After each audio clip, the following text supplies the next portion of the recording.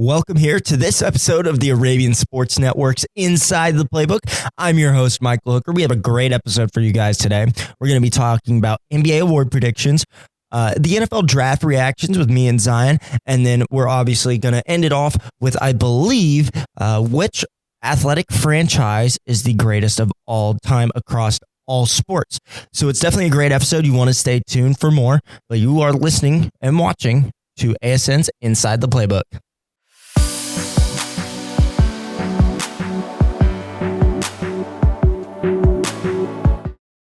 Welcome here to this segment of the ASN Inside the Playbook alongside Liam Davis. My name is Michael Hooker. Today, Liam, we are talking about our NBA award predictions. Outside of one of them that has already happened, the sixth man of the year, Peyton Pritchard of the Boston Celtics. I'm a Boston Celtics fan, so I agree with this pick. I know you don't. We've talked about this. I think somebody else, but, I thought it should have been Malik Beasley. I mean, came into the Pistons this year, broke a franchise record for most threes made by a single Pistons player in a single season. I feel like he was more valuable to the Pistons than what Pritchard was to the Celtics, just because the Celtics have so many stars. You know what I mean? Yeah. But that's I feel like is the best argument for Malik Beasley. But ignoring all that, we're gonna go Coach of the Year. We have Kenny Atkinson of the Cleveland Cavaliers, J.B. Bickerstaff of the Detroit Pistons, and Ime Udoka of the Houston Rockets. Obviously, they did not put Joe Mazzulla on here for the Celtics because they had a good record last year. Coach of the Year means you took him from bad to good. I don't know why the Cavs are on here. They were a playoff team last year. They just improved their record by some games. Yeah. I think I'm going to give it to J.B. Bickerstaff because last year the Detroit Pistons were the worst team in the league by far. Yeah, broke the record. And now they're one of the best in the league. I wouldn't say one of the best. I think they are. They're such a young team. I say give them 3 or 4 years and they're a 1 seed. Yeah, but they're a 6 seed right now. They just got, I think they're down 2-1 to the Knicks right now in the playoffs. And but the Knicks are a good team. Yeah, but Jalen Brunson's a foul baiter. That's for a discussion at another time. Honestly, I'd give it to Ime Udoka. I'd kind of give it to him because he's been building up this team the past few years, and they finally, they have all Then the Rockets just losing the play-in. That was last year, and they had a very young team. No, I'm pretty sure that was this year, because last year they weren't good at all. Liam, they're the 3rd seed in the playoffs right now. You don't know ball. No, I don't. No, I'd give it to Ime Udoka just because the Houston Rockets went from bad to play-in to top 3 in the West, which is very good this year. So, Ime Udoka of the Houston Rockets is my pick. Liam picked J.B. Bickerstaff of the Pistons. Clutch Player of the Year. This is a newer award. I think it's only a year or 2 old. Last year, I know Steph Curry won it, which was a good pick. This year, the 3 players are Brunson, Ant-Man, and Jokic. I'm going to give it to Anthony Edwards. Yeah, out of those 3, Anthony Edwards is the best pick.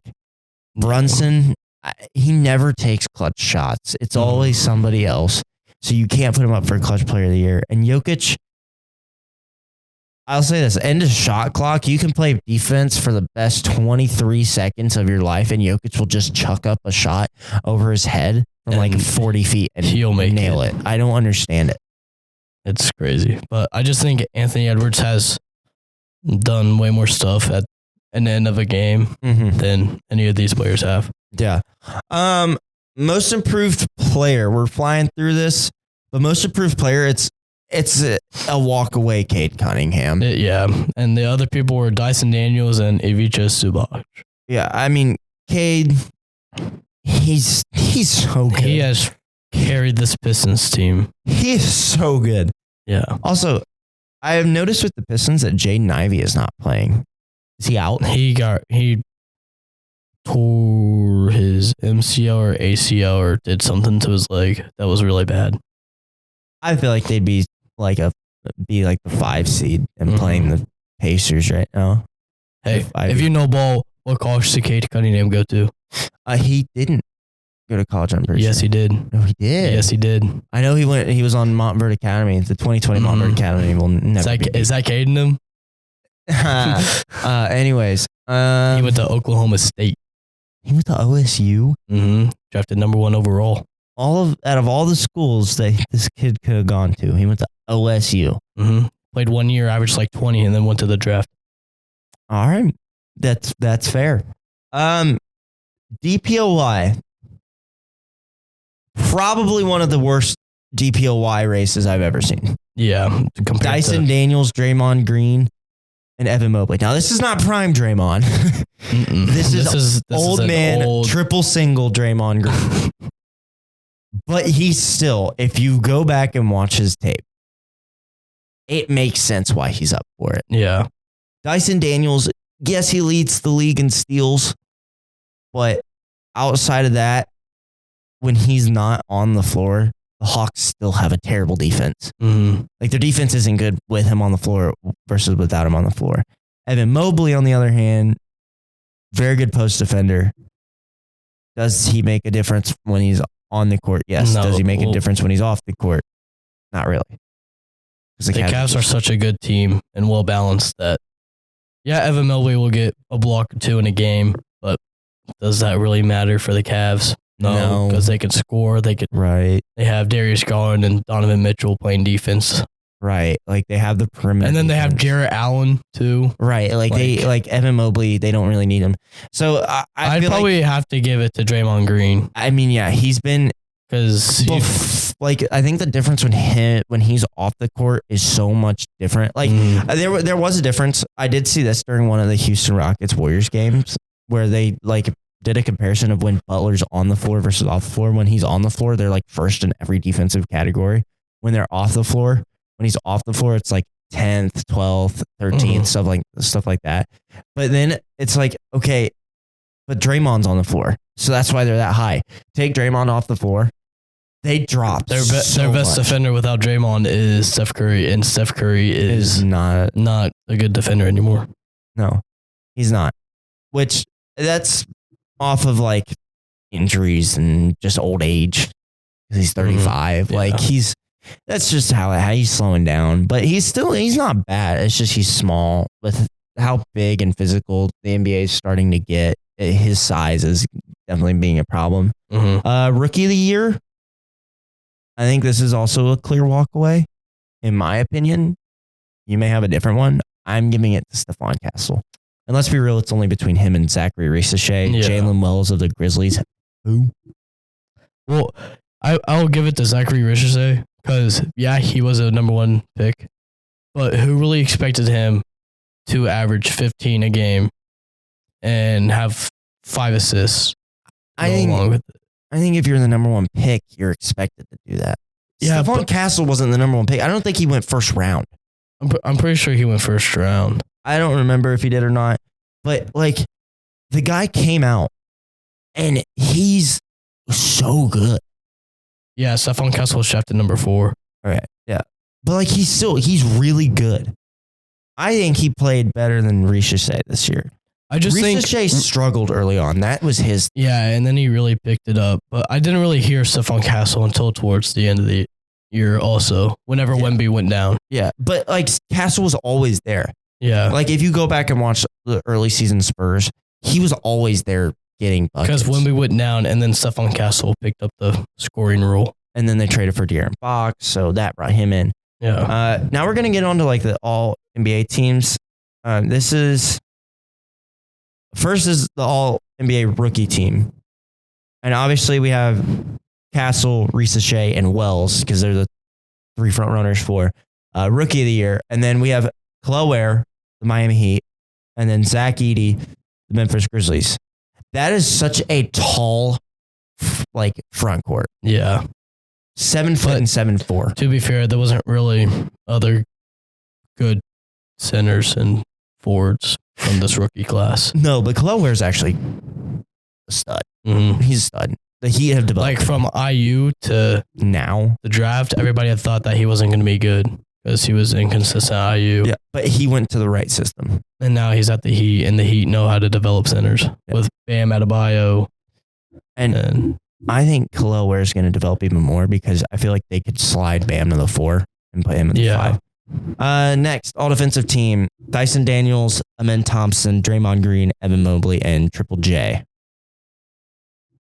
Triple J has just been he's been the best defender for 4 years now, except for this year. The former DPOY is proving why. Draymond Green, front runner in my opinion for Defensive Player of the Year. Obviously, he's going to be on the all defensive team. Amen Thompson, the Thompson twins. You can make it a 6 man on this team would be Asar. Asar, yeah. I don't understand what it is with those two. They're both good at defense. I mean, they both went to OTE and they both trained with the best coaches. Right. Dyson Daniels, you're going to get like 4 steals a night out of him. Mm-hmm. And you're going to have a lot It's giving me Jose Alvarado vibes with Dyson Daniels. Yeah, but Dyson can actually score on the other end. Yeah. Jose couldn't. All NBA first team next. So we have Shai Gilgeous-Alexander, Nikola Jokic, Giannis Antetokounmpo, Cade Cunningham, and Donovan Mitchell. So this was kind of tough for me and Liam to make. Like these teams were very tough. We had a lot of discussion. There's a lot of very good players. Yeah, there's so many good players in the league this year. Like there was a case, like on our second team, we have Jason Tatum. There was a case for him on the first team. But there was also... We have LeBron on the second team too. Yeah, LeBron, he's 40 and he's doing what he's doing. But also, like, you could make a case to where somebody on the third team could be over him on the second team. And then we have Jalen Brunson, who was like 4th or 5th in the MVP race on the third team. Yeah, we have him on the third team because there's so many good guards. Mm-hmm. Like our guards on the second team are Curry and Anthony Edwards. Yeah. Our second team is more forward heavy with Evan Mobley, LeBron, and Tatum. Mm-hmm. And then our third team is more... Wait, speaking of LeBron. Liam has a LeBron James shirt on. Sorry. Yeah, and our third team is Jalen Brunson, Tyrese Halliburton, Jalen Williams, Jaren Jackson Jr., and Alperen Şengün. Tyrese Halliburton was voted most overrated player. He's still good. But he's been doing good in the playoffs. He still gets the buckets. And the Pacers are exploiting the defensive liabilities of the Bucks. And I can tell you who they are. It's Dame and Brook Lopez. Yeah. Because Brook can't play defense on the switch. Brook's too old. He's too old and he can't play defense on the switch. Dame's undersized and old. Yeah. All right. The one that everybody wants to know. MVP. SGA, Giannis, and Jokic. I think there's a clear winner of who it is, but there's a controversy of who it should be. The fan vote has to be Jokic. That's my vote too. But it's going to be SGA. It's going to be SGA because SGA, he's averaging 30. Oh, he's so good. Oh, he can score from everywhere. He's a free throw merchant. Actually, I saw this graphic. He's still like top 3 in points, even without free throws. Yeah. Which is still nuts. Like you could say he's a free throw merchant. He doesn't need the free throws. He just gets to the line. Yeah, but if you see the way that he gets fouled, like he'll barely even get touched and then he'll fling his arms in the air and they'll call it a foul. Harden won the MVP off of that, though. True.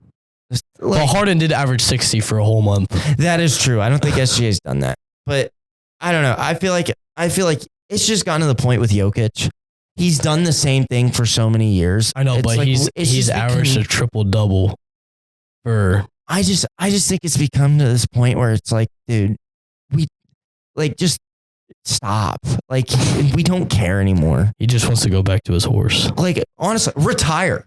Just retire, dude. You know, he's made enough here. He just needs one more big contract, and then he'll get all the money, and then he'll just go back to his hometown. Just give him like 1 year, $290 million, and he'll be like, I'll retire after this year. Oh, I want to go back to horse. I can't imagine him riding a horse. He's too big. I know. Giannis is in this conversation. He quietly had one of the best years of his career. Yeah, but people just over and beyond him because he's supposed to be so good. And he started out not good, and then he picked it up at the end. Right. And he's having to carry the shell of a Bucks franchise in the playoffs right now, and he's getting beat 2-0. Yeah. The Pacers will let him score all he wants. They will just take away every other option and force Giannis. Yeah. And then when he's off the court, they'll just exploit him. Yeah. But yeah, that is our NBA award predictions outside of Sixth Man of the Year because it already happened. Other awards may get announced between the time of us recording this and the time it gets posted. But yeah, for Liam Davis, I'm Michael Hooker. You guys are listening to ASN's Inside the Playbook. Hi, my name is Brooklyn Schuyler, and I'm the Assistant Operations Manager. Hi, my name is Caitlin Cowan, and I am the Director of the Podcast Department. My name is Aiden Wilson, and I'm in the Sports Department. Hi, my name is Ada Brown, and I'm in the Social Media Department. Hi, my name is Michael Hooker, and I'm in the Sports Department. My name is Lena Johnson, and I'm in the Social Media Department. Hi, my name is Layla Reith, and I'm the Social Media Director and Operations Manager. I'm Jonathan Lambert, and I'm part of the Social Media Department. Hi, I'm Zion Palmieri, and I'm the Director of the Sports Department. Hi, my name is Sophia Bevan, and I'm in the Social Media Department. I'm Luke Denniston, and I'm on the Social Media and Programming Departments. Hi, I'm JC Robinette, and I'm the Director of the Programming Department.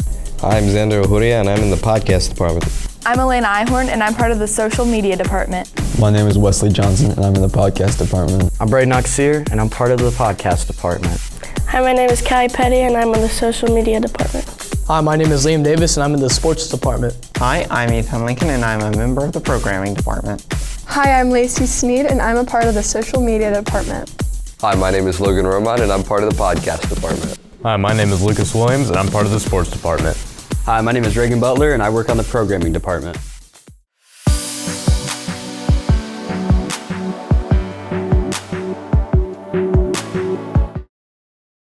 91.7 WEEM. We welcome you back to Inside the Playbook. I'm Zion Palmieri, joined here alongside Lucas Williams. Now, Lucas, we're here and we're going to be talking about who is the greatest franchise of all time. This includes all sports, baseball, softball. I don't know why I said softball. We're really not going to talk about softball. Yeah, we're not talking about softball. Hockey, football, everything.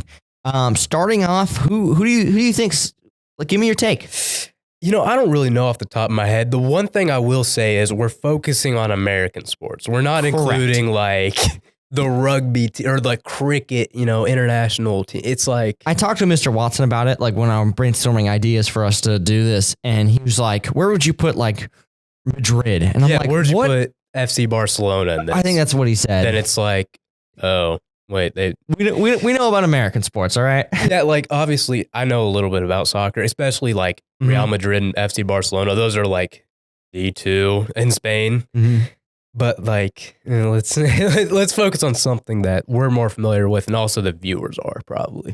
So the team that first came to mind for me and Mr. Watson was the Yankees. It depends how you categorize greatest franchise. You could do it on championships. You could do it on, I think a big part of it is like recognition. Yankees, you see that logo everywhere. You're in New York, you think of the Yankees. It's an old franchise.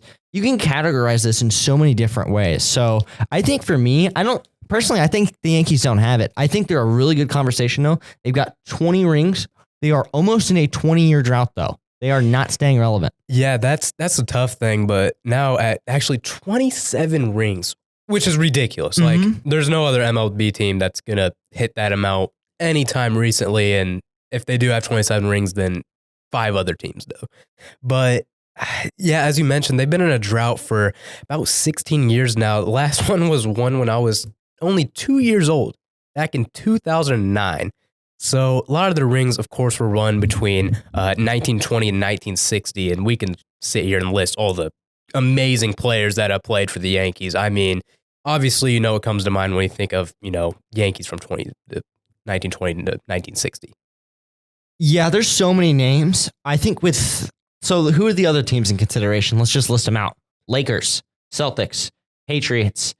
I think the Dodgers should be in this conversation. Yeah. Mr. Watson's a big hockey guy, and he said the Canadians, they're like the Yankees of hockey. They haven't won a cup in so many years, but they have like 16 of them or something. Yeah, I think he said something around 20 something. They have a ton. So, yeah, but I don't know a lot about hockey. That's why I don't think that's very valid in this conversation, because everyone knows when they see the Yankees logo. I think it's the Canadians he's talking about. When they see their logo, they're going to be like, who is that?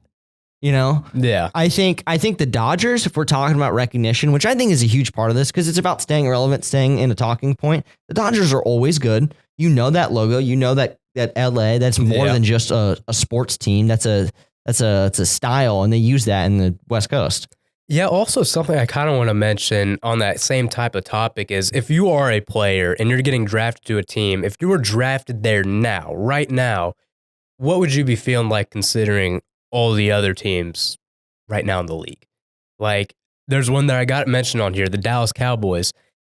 They haven't been good since we've been alive. I can tell you that for sure. They were good in between the 60s and 90s.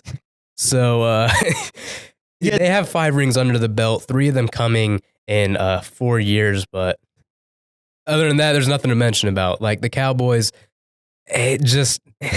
Yeah, I mean, they have the worst fans. I know. They're America's team, but they're not, you know? They're not. They're not America's team anymore. I think let's start eliminating teams from contention here. So, Cowboys, you're gone. Yeah, that thing was out. All right. Another good team, I think, is Lakers. Of course, they're like the Yankees. You could name 100 players that played for the Lakers. They're like one of the most notorious franchises. 17 rings, latest being 2020, so they're staying relevant. You mentioned that one with LeBron. Oh, yeah. I think they're up there. Yeah, but I already know what fan you are for NBA, so why don't you just say the team that you like? It's got to be the Celtics.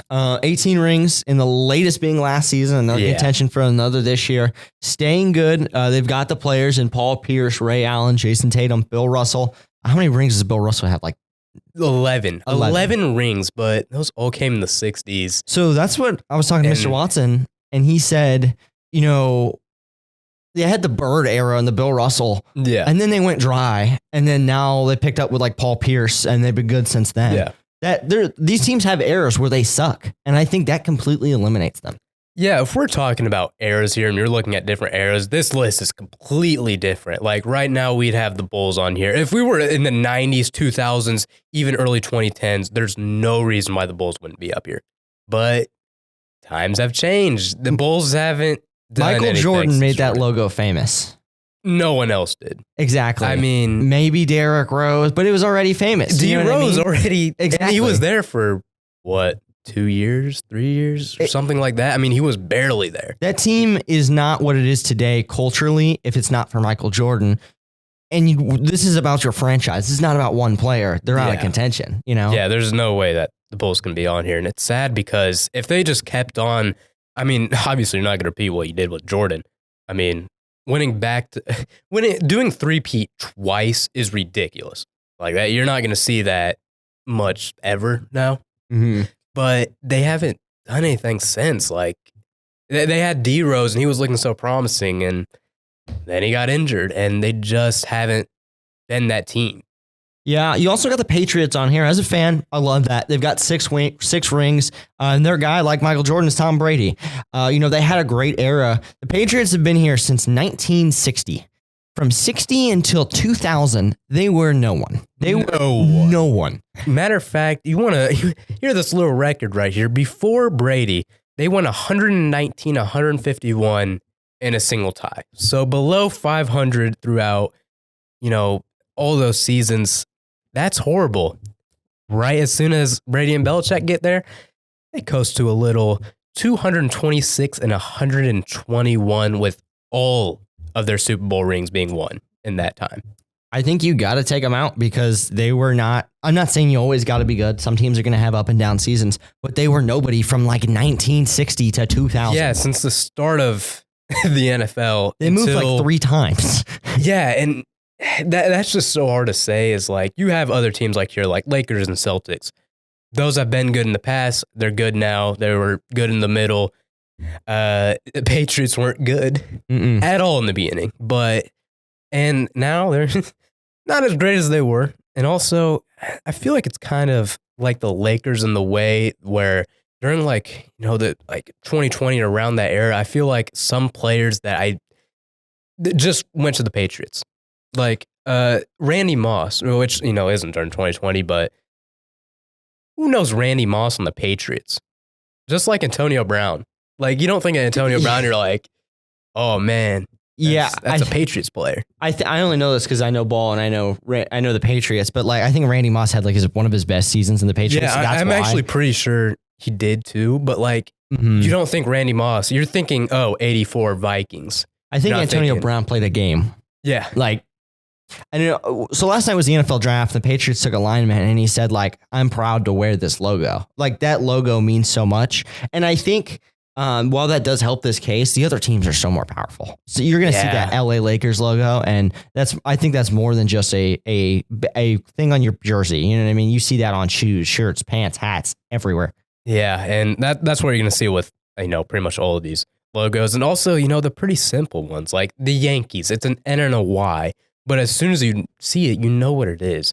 It's the same with the Dodgers. It's the same with the Lakers. It's the same with the Celtics. You see that logo and you immediately go, I know that team. I think so. Sadly, Patriots gone. Yeah, and then I think Celtics. You gotta remove from this conversation. I think there was that period where they weren't very good, and the Lakers and Yankees. I think they just take the cake over the Celtics. You compare those three head to head. I think the Celtics are gone. Yeah, and I know you're a Celtics fan. So. I know. Both, you got some gut to admit it. Yeah, I know. I mean, both Patriots and Celtics gone. I mean, Patriots, Boston's title town. All right, no one's gonna take that ever. But for this conversation, they're historic. They're old. They've always been known. They're one of the first in the sports. You know what I mean? I think you really got to have that. And while the Celtics are old, they're not the Yankees. I just that logo means so much is what does it for me. Who make your pick? Lakers, Yankees.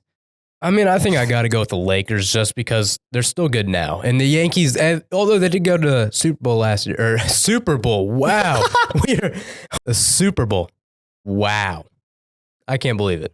I don't know what I'm talking about right here.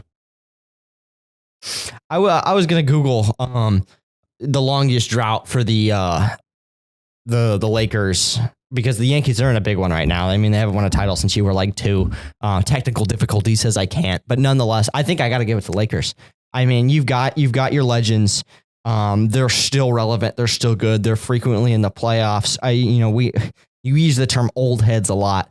Old heads always know about the Lakers. You know what I mean? Like they know what's up. They know about the Lakers. And I think they take the cake and they're the greatest franchise of all sports. So I just looked it up. The longest Lakers drought was between 91 to 2000. Mm-hmm. And I mean, you also had the Jordan era there where 9 years? Huh? 91 to 2000.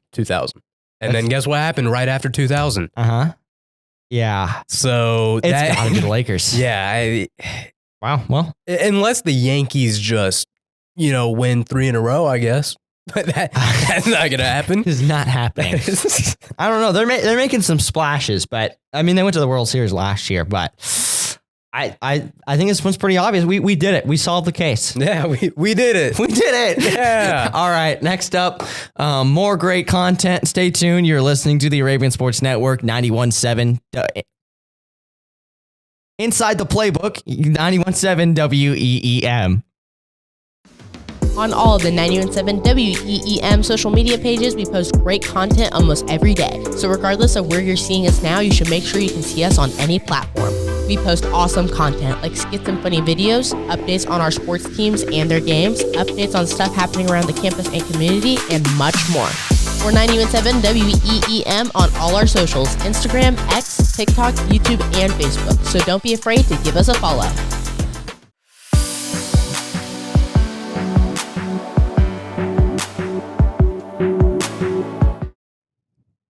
.7 WEEM. We welcome you here to this segment on ASN's Inside the Playbook. I'm Zion Palmieri, and I'm joined here with Michael Hooker. Now, we're here to talk about the NFL draft. Of course, it just happened last night. We made our predictions in our last episode of Inside the Playbook, and we're going to see how well we did. First off, start with the Titans. Michael. They went with their expected pick, and I had Cam Ward, the quarterback from Miami. I got nothing much to comment on there. That's probably the best pick. They need a quarterback. They need a lot of other things, but quarterback was the main one, and they started off well. If you notice, I put grades on there. It's an A. These are all from the NFL official website and how they rated it. So they got an A. I agree with that. Yeah, I saw when they drafted it. I think the GM of the Titans was the same part of the franchise and part of the drafting process when they drafted Mahomes. When the Bengals drafted Burrow, they list off like 4 quarterbacks, and they're all playoff caliber quarterbacks. I've seen a lot of good things from Cam Ward, and then, like you said, it was the obvious normal pick. Moving on to number 2, it was wait, hold on, I have the wrong thing pulled up. It was the Jaguars. Of course, they made a huge trade with Cleveland. They gave away the house to get Travis Hunter. How do you feel about it? Well, I predicted that the Browns would trade it, just not to the right team. Same. I had the Raiders, but I had them picking Travis. I mean, he's the best overall. He's probably the best overall athlete in the NFL draft. I put on here, like in my notes, I don't understand why they take him over Genty, just because they have Brian Thomas Jr. They didn't really need another receiver. I think it's the DB capabilities. But they could also play, yeah, that's probably why. Yeah. But I'd rather take Genty just because their run game was very mediocre and subpar. Mm-hmm. So that's why I would have taken Genty, but. Yeah, a Genty at 2 would be crazy. I get it. They need DBs. It makes sense. I'm trying to pull up the trade. They gave away next year's first round pick for this. Yeah, they gave up the 5th pick this year.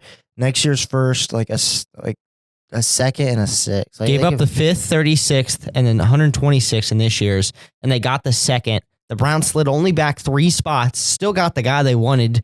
And, they got next year's first-round pick of the Jags. They kind of won that trade big there. I don't care who. Travis Hunter could be the best player in NFL history, and I think they still won that trade. I mean, you get another first-round pick to work with. You slide back only 3 spots, and they still make the pick they want. Kind of Browns masterclass. First time that's ever been said. Yeah, right. The only time I've seen the Browns do something good was in that movie Draft Day. The fictional movie. It was the only time I saw the Browns franchise make a crazy move that actually worked in their favor. Moving on was the Giants at 3. With that, they took Abdul Carter. I feel like this is another one that's kind of a no-brainer. They could have went many different ways on this. As a Patriots fan, I kind of wanted Abdul Carter, but they got the best edge rusher on the board, and you got to be happy with Abdul Carter. Yeah, he's a generational player. It adds a lot. It adds a lot to their defensive front that they already have. They have Brian Burns, Dexter Lawrence, Kayvon Thibodeau. Now you add him into the equation. Plus, you have so much more that you can have on that defense that just unlocks even more talent than what you need. And so they could use him as, the buffer. Okay, Thibodeau wants out. Let's trade him, bring in somebody, and we'll use Abdul Carter. He's pretty solid. The NFL gave him a grade A. They gave the Jaguars an A- on the Travis Hunter pick. But an A, I would take that as an A+ pick in my personal opinion. Abdul Carter? I think I agree with that. Just because they could have gone so many ways, and I think they took the second best overall player in the draft. Yeah, we'll talk about what the Giants did a little bit later. Next up's the Patriots. Will Campbell, tackle from LSU. A normal pick. They needed an offensive line for Drake May. I've been one of the most normal picks in the draft. Yeah, it was expected. It was expected for them to go Will Campbell. He has crazy upside, potential to be one of the greats. He's got great size, great speed. His footwork's phenomenal. He can anchor pretty well. Have you seen his hands? He's got generationally small hands, and that is his only downside. But it doesn't matter. He's still good. Or maybe it's arm length. Yeah. Something about him's tiny, and they hate it. They showed a graphic during the draft of snaps in the past 2 seasons. He had 989, and he allowed 2 sacks in all those snaps. Yeah, next up, moving at the 5 pick was the Browns. They took an interior lineman, a D lineman in Mason Graham. I actually had this on our last segment. I said they might take Mason Graham.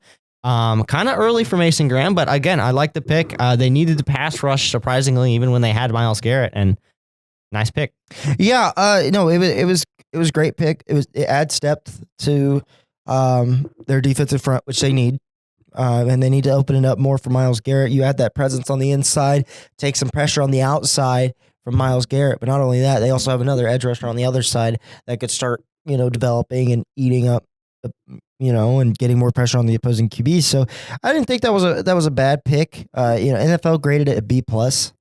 I don't know why. I'd give it an A-, but B+ sounds fair. Yeah, that's fine. It's fair. We'll go to Gene T. We're going with the Raiders at number 6.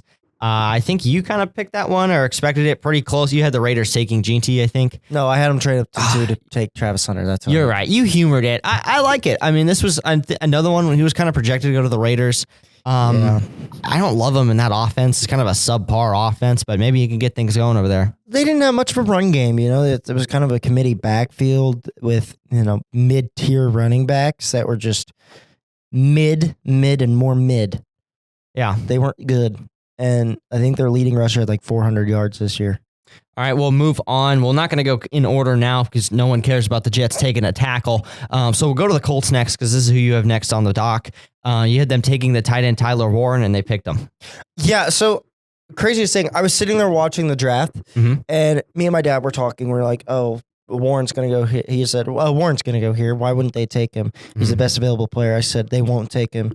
The team needs other things than a tight end. They won't take him. And the more and more Tyler Warren fell, my dad's face just got more and more serious. And it gets to the Dolphins pick. And he's like, who do you think they're going to go? I said, they're going to go defense. I was like, they don't need Tyler Warren. They have a good offense. They need defense because they're pushing Jalen Ramsey out. They need defense. So they go defense. And my dad's like, how did you know they were going to go defense? I was like, have you watched a Dolphins game recently? Right. But yeah, Tyler Warren. I put on here, he's Gronk mixed with Kyle Pitts athletic ability. So the only thing that confused me was that every Colts fan I know was talking about this pick, Tyler Warren. Why did the Bears take Colston Loveland at 10, another tight end out of Michigan? So, okay, they're both different. So Tyler Warren's more like Gronkowski. He's big, physical, can win downfield because of his size, right? Loveland is that finesse tight end, like Antonio Gates or Travis Kelce. They're going to win more with their route running, find the holes, sit there and get the easy receptions. That's what he is more like. And that fits the Bears offense more with Ben Johnson coming in as head coach. I don't think they needed Tyler Warren. I really didn't think they were going to take Colston Loveland either. Yeah. I was expecting O'Marion Hampton or a running back. I don't know. I think it's a weird pick for the Colts. Like, what do you need to push over the edge right now? I don't know if that's a pass catcher. They'd like one. I don't know if a tight end's going to do that and push you into the playoffs and get a positive record, but it's not going to hurt, You think, the run blocking? Listen, we need a tight end. Our tight end play these past couple seasons has not been solid. Mo Alley Cox. 32, I think. He's getting up there. Kylan Granson. He's a no-name. Jelani Woods can't stay healthy. Who's our? We have a fourth tight end. We have a committee of tight ends in our tight end room that they're all just subpar. But look at some of these other teams. You got Trey McBride out in Arizona. He's the leader in that tight end room. Cole Kmet up in Chicago. Pat Freiermuth out in Pittsburgh. Obviously Kittle. You got Kelsey. You got Kyle Pitts. Like you have a tight end pretty much set in almost every other team except Indy. And we bring in Tyler Warren, that could maybe set the precedent. Hey, now we have a tight end, so let's start building our other pieces. And I think we go O-line in the next round or two, build up some other things on the offensive side. I don't know. All right, we're going to move on to what I thought was the most questionable pick of the first round. At the 25, the Giants took Jackson Dart. So Shedeur Sanders falls out of the first round. Number one, that's a head scratcher. He must have bombed all of his draft interviews, must be character issues. I don't know. Wild, no NFL team wants him in the first round. And then for the Giants, you trade into 25 to take Jackson Dart, a quarterback I didn't think was going to go in the first round at all. The 26th, the Falcons. 27th, Ravens. 8th, Lions, Commanders, Bills, Eagles, Chiefs. None of those teams need quarterbacks. Why did you pull into the 25 to take a quarterback that wasn't going to go in the first round? And there probably weren't going to be any more quarterbacks in the first round. That's my thing. I didn't understand it. The Giants are kind of a questionable franchise, if I do say so myself. We kind of have one of their quarterbacks on the Colts roster right now, Mr. Daniel Jones. But I will say this, Dable's trying to do something. Dart is not the move. I'm going to say it right now. Jackson Dart is not the move. He doesn't let plays develop. He doesn't lead his passes correctly. He throws hospital passes too much. Overall, he physically, he can run, has a great deep ball, very inconsistent, and when he doesn't let plays develop, and that's going to be a big issue. I don't know. Just at pick 25 is so weird to me. I mean, they announced the pick, and then the analysts are like, yeah, I like this for these reasons. They got to Jackson Dart, and they couldn't say anything good about him. For the 25th overall pick, I don't like that. What's your opinion on Shedeur Sanders? This is our last thing. Falling out of the draft, of course, he could have gone to the Giants here. They could have taken him early. Falls all the way out of the first round. See, I think Shedeur, I didn't think Shedeur should have fell out of the first round. I wasn't expecting pick 25 to get traded to the Giants. I was expecting Shedeur to go 26th to the Rams before they traded away to Atlanta. I was expecting that. Bring in Shedeur. He's accurate.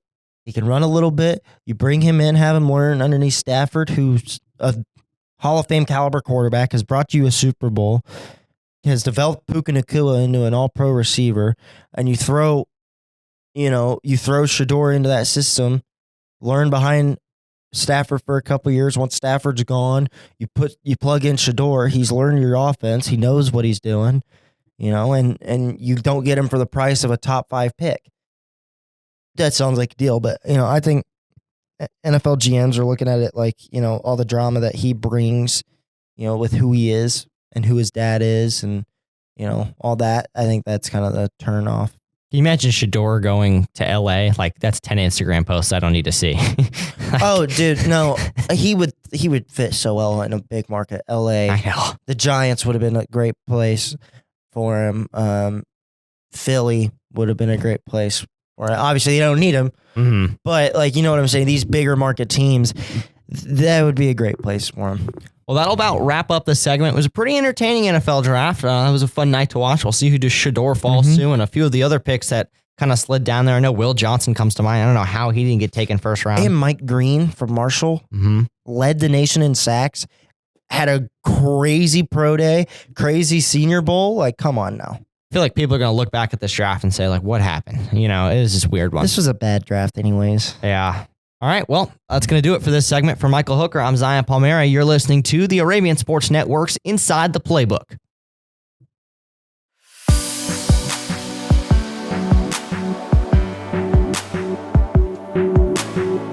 Well, that is going to be it for you guys today. Thank you guys for tuning in to ASN's Inside the Playbook.